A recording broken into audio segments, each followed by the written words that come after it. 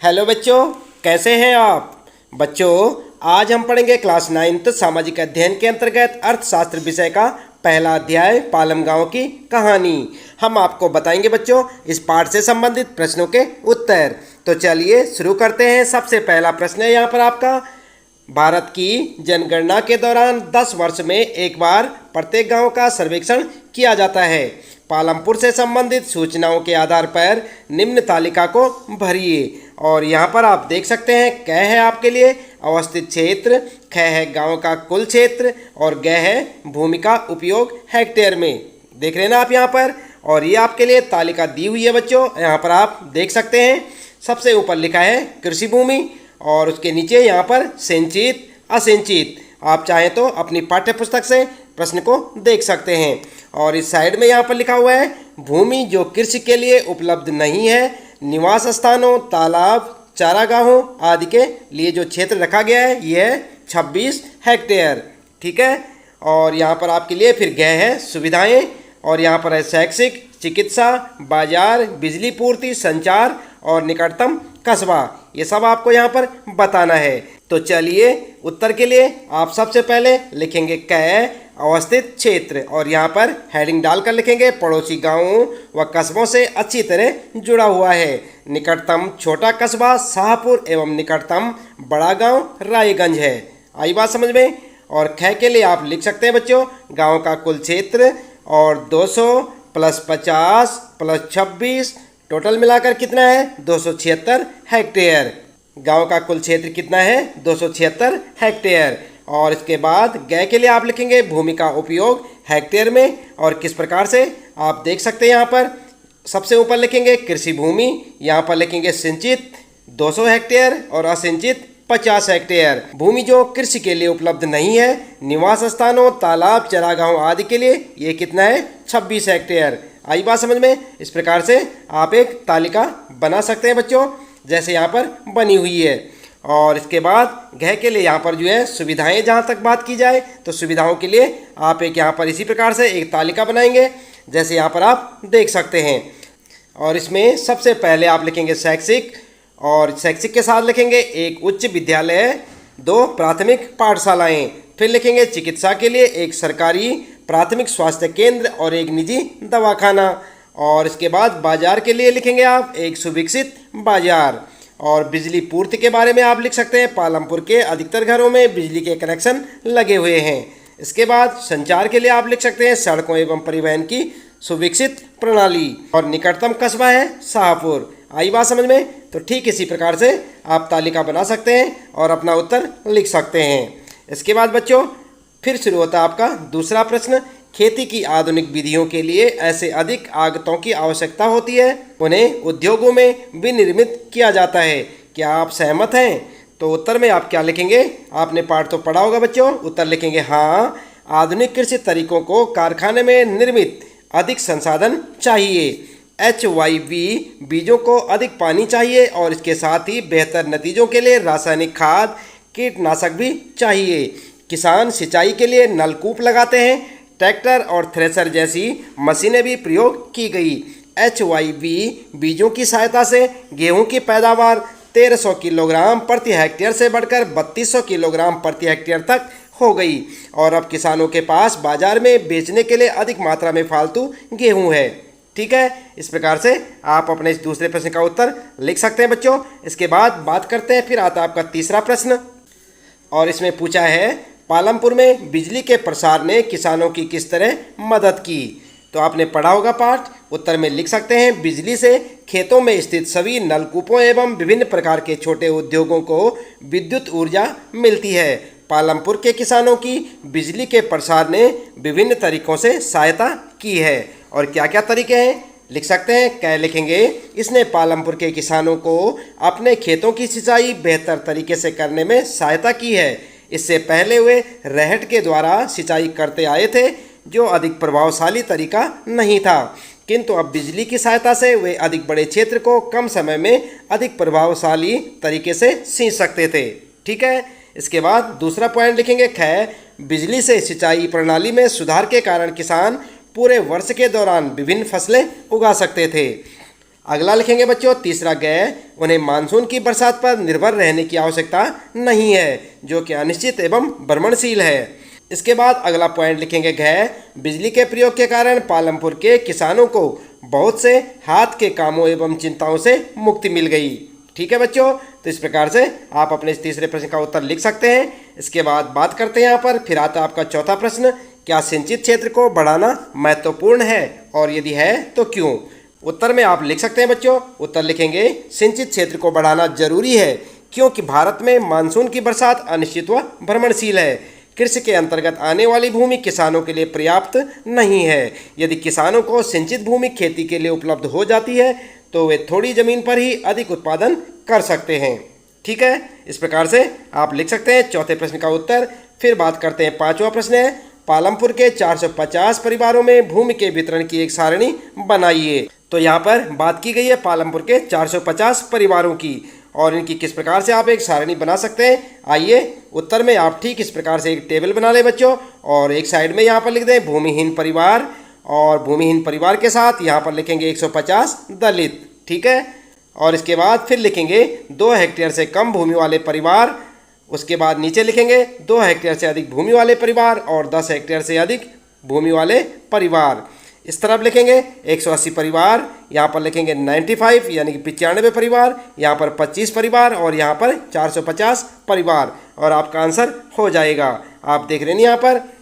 इसके बाद बच्चों बात करते हैं, अगला प्रश्न है फिर आपका छठा प्रश्न है, पालमपुर में खेतिहर श्रमिकों की मजदूरी न्यूनतम मजदूरी से कम क्यों है? जानते हैं आप क्यों है? उत्तर में आप लिखेंगे पालमपुर में खेतिहर मजदूरों में काम के लिए परस्पर प्रतिस्पर्धा है, इसलिए लोग कम दरों पर मजदूरी के लिए तैयार हो जाते हैं। ठीक है, इसके बाद फिर आता है आपका सातवां प्रश्न, अपने क्षेत्र में 2 श्रमिकों से बात कीजिए। खेतों में काम करने वाले या विनिर्माण कार्य में लगे मजदूरों में से किसी को भी आप चुन सकते हैं। उन्हें कितनी मजदूरी मिलती है? क्या उन्हें नगद पैसा मिलता है या वस्तु के रूप में? क्या उन्हें नियमित रूप से काम मिलता है? क्या वे कर्ज में हैं? ये सब आपको बताना है। तो आप चाहें तो अपने क्षेत्र के किन्हीं 2 मजदूरों से बात कर सकते हैं और चाहे यहाँ से देखकर इस प्रकार आप अपना उत्तर लिख सकते हैं। हमारे क्षेत्र में रामदयाल और लक्ष्मी 2 खेतिहर मजदूर हैं जो एक निर्माण स्थल पर काम करते हैं। उन्हें मजदूरी के रूप में 70 से 80 रुपये मिलते हैं। हाँ, उन्हें मजदूरी नगद मिलती है। उनमें से अधिकतर को नियमित रूप से काम नहीं मिलता क्योंकि बहुत से लोग कम दरों पर काम करने के लिए राजी हो जाते हैं।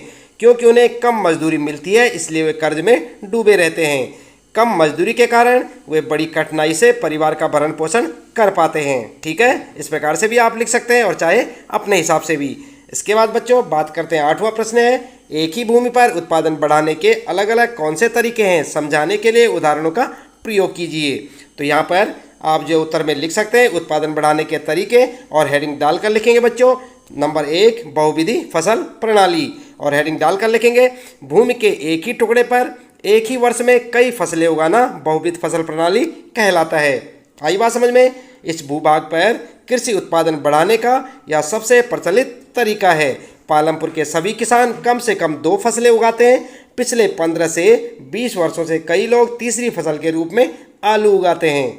ठीक है बच्चों, इसके बाद दूसरा लिखेंगे आधुनिक कृषि तरीकों के प्रयोग और फिर हेडिंग डालकर लिखेंगे पंजाब, हरियाणा एवं पश्चिम उत्तर प्रदेश के किसान आधुनिक कृषि तरीकों को अपनाने वाले भारत के पहले किसान थे।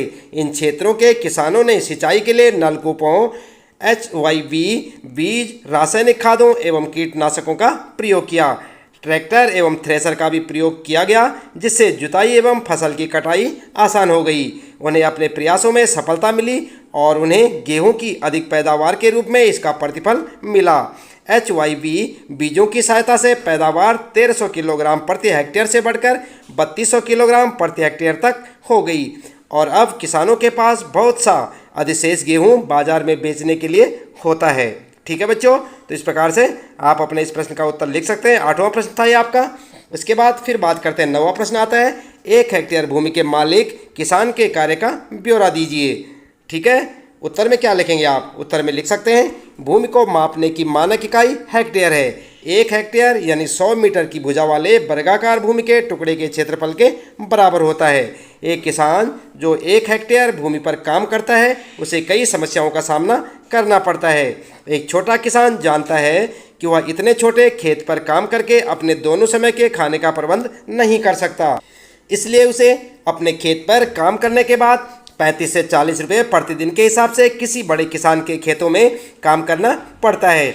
यदि वह अपने ही खेत पर खेती करना शुरू करता है तो न उसके पास इसके लिए जरूरी साधन है, न बीज, न खाद, न कीटनाशक खरीदने के पैसे। एक बहुत छोटा किसान होने के कारण उसके पास कोई उपस्कर एवं कार्यशील पूंजी नहीं है। इन सब चीज़ों का प्रबंध करने के लिए उसे या तो किसी बड़े किसान से या फिर किसी व्यापारी अथवा साहूकार से ऊंची ब्याज दरों पर धन उधार लेना पड़ता है।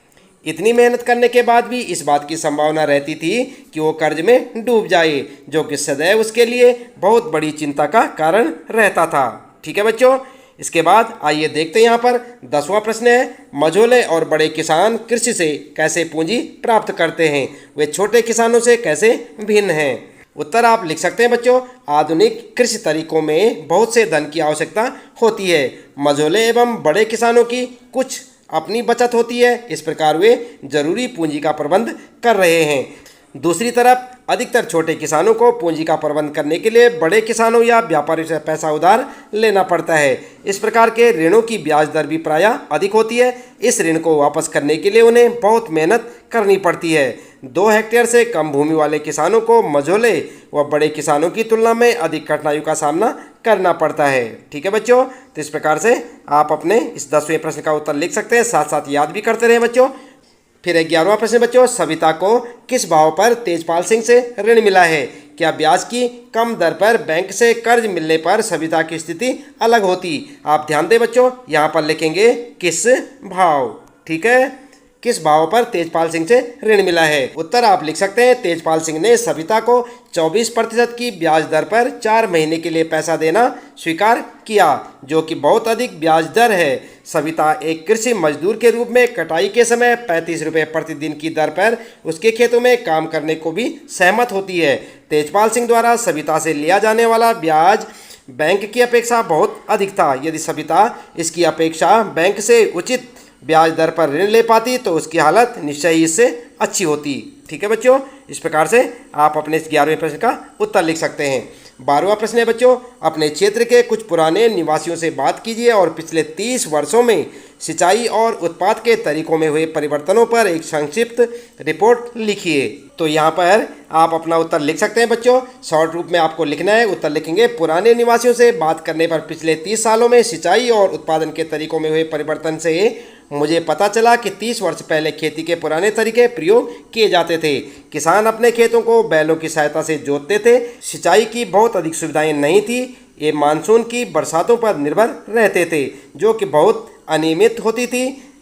रहट को उस समय कुओं से पानी निकालने के लिए प्रयोग किया जाता था, किंतु तकनीक में प्रगति के साथ किसानों ने सिंचाई के लिए नलकूप लगवा लिए हैं और HYB बीजों, रासायनिक उर्वरकों एवं कीटनाशकों की सहायता से खेती करने लगे हैं। यहाँ तक कि खेतों में ट्रैक्टर एवं मशीनों का प्रयोग किया जाता है, जिसने जुताई एवं फसल कटाई को तेज कर दिया है। ठीक है, तो इस प्रकार से आप अपने इस प्रश्न का उत्तर लिखेंगे बच्चों, याद भी करते रहे साथ साथ। इसके बाद फिर आता आपका 13वां प्रश्न। यहाँ पर आपके क्षेत्र में कौन से गैर कृषि उत्पादन कार्य हो रहे हैं, इनकी एक संक्षिप्त सूची बनाइए। उत्तर में आप लिख सकते हैं बच्चों, डेयरी, विनिर्माण, दुकानदारी, परिवहन, मुर्गी पालन, दर्जी, बढ़ई आदि गैर कृषि उत्पादन कार्य हमारे क्षेत्र में किए जाते हैं। फिर आता है आपका 14वां प्रश्न, गाँव में और अधिक कृषि कार्य प्रारंभ करने के लिए क्या किया जा सकता है। उत्तर में आप लिख सकते हैं, हमारे गांव में लगभग 75% लोग कृषि पर निर्भर हैं, जिनमें किसान और खेतिहर मजदूर दोनों शामिल हैं, किंतु उनकी आर्थिक दशा शोचनीय है। उनकी जनसंख्या दिन पर दिन बढ़ती जा रही है, जबकि भूमि स्थिर है और कृषि क्रियाओं में और अधिक मजदूरों को काम मिल पाने की संभावना बहुत कम है। इसलिए गैर कृषि कार्यों में वृद्धि करना बहुत जरूरी हो गया है, ताकि कुछ खेतिहर मजदूरों को उनमें काम मिल सके, जैसे कि डेयरी विनिर्माण, दुकानदारी, परिवहन, मुर्गी पालन, दर्जी, शैक्षिक कार्य आदि गैर कृषि क्रियाएं। यहाँ तक कि किसान भी इस प्रकार के कामों में शामिल हो सकते हैं, जब उनके पास खेतों में कुछ अधिक काम नहीं होता हो और वे बेरोजगार हों या उनकी आर्थिक स्थिति में सुधार करने में सहायक सिद्ध होगा। ठीक है बच्चों, तो इस प्रकार से आप अपने इस प्रश्न का उत्तर लिख सकते हैं। इसके साथ ही इस पाठ से संबंधित प्रश्नों के उत्तर यहाँ पर समाप्त होते हैं। उम्मीद है कि आपको अच्छे से समझ आए होंगे। आप इन्हें अच्छे से अपनी नोटबुक में नोट करें और अच्छे से याद करें और इसी प्रकार लगातार जुड़े रहें हमारे साथ। यदि आप चैनल में पहली बार आए हैं तो चैनल को सब्सक्राइब अवश्य कर दें, बेल आइकन भी दबा दें बच्चों, ताकि आपको आने वाली प्रत्येक पाठ की वीडियो की नोटिफिकेशन मिलती रहे। मिलते हैं फिर अगली वीडियो में नए पाठ के कुछ नए प्रश्न उत्तरों के साथ।